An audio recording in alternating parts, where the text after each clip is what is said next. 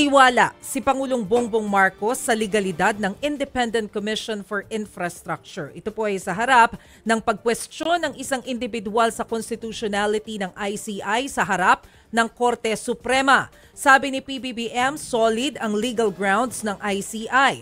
Hayaan na lang din daw na umusad ang investigasyon ng ICI Ombudsman at ng Department of Justice para mapanagot ang may sala. The ICI is an entirely new entity that didn't exist before. So there will be questions as to its legality, its constitutionality. We'll just have to answer those allegations, and we'll see how the Supreme Court decides. I'm very confident that we are on safe legal ground to let the ICI do its work, and let the Ombudsman do his work, and let the DOJ do their work.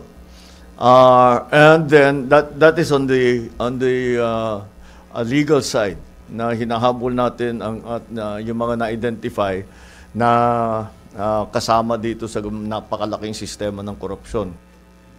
Kahit walang problema kay Pangulong Bongbong Marcos ang nakataktang kilos protesta kontra korupsyon sa November 30, nag-aalala raw siya sa mga grupong lalahok sa pagkilos para lang manakit ng mga ralista at makipag-away sa mga pulis.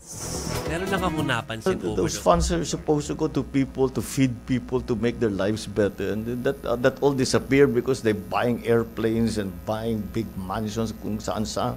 Of course, they'll be angry. Tanggalin na ninyo sa isip ninyo yan. Manggugulo kayo. Wala namang mangyayari. May masasaktan lang. Okay, while we're waiting for our guest, Chiki, hold mo muna yan, ha?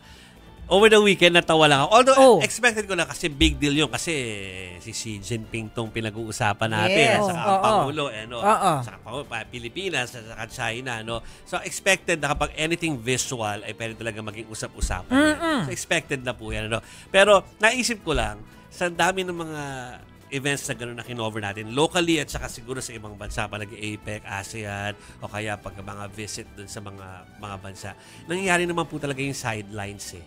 Nangyayari talaga na, kasi hindi naman lahat pwede magkaroon ng one-on-one or bilateral meetings. Hindi yun posible.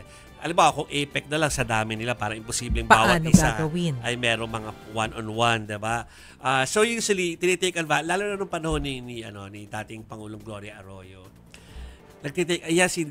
si GMA, hindi yan, unpopular yan, di ba? Pero kapag kaya nasa ibang bansa, hindi yan nagsispend ng time doon sa hotel niya. Doon sa venue, kasi tinitake advantage siya yung sidelines na makasalubong niya ang dapat niyang makasalubong kasi magti-take advantage siya. Kasi grabe siya magtrabaho. For me, it's normal.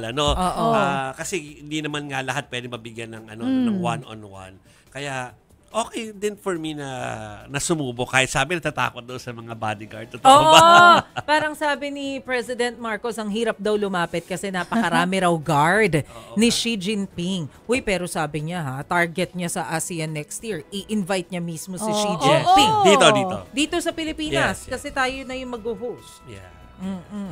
Diba? Kasi pag hindi naman din ginawa yun, makasabihin talaga, magkakagalit talaga itong mga to. Diba? Diba? So, parang okay na rin po yung nangyari. Pero normal po yan kapag normal yung lumalapit-lapit yung mga leaders sa isa't isa within yung APEC, ASEAN, o kaya mga meetings doon sa ibang bansa. Kaya nga kahit na kung minsan hindi planned yung bilateral meeting, di ba? Biglang nagkakaroon ng informal talks habang naglalakad sila tapos magkakasabay. Uy, pare, kamusta?